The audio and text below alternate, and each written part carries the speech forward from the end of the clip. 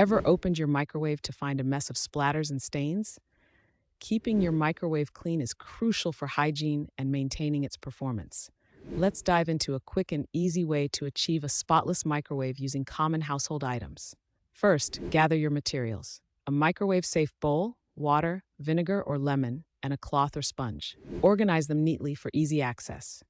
Next, prepare your cleaning solution by filling the microwave safe bowl with water and adding either a few tablespoons of vinegar or a few slices of lemon.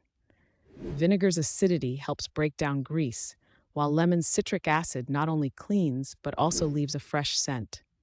Place the bowl in the microwave and heat it on high for 5 minutes. This allows the solution to steam and loosen the grime. An animated timer helps visualize the process. Once the timer goes off, carefully remove the bowl, using oven mitts if necessary. The steam makes it easy to wipe down the interior with a cloth or sponge. For a thorough clean, remove the microwave turntable and wash it separately in the sink with soap and water. Dry it thoroughly before placing it back. Finish by wiping down the exterior and control panel. Admire your sparkling clean microwave, achieved quickly and effortlessly.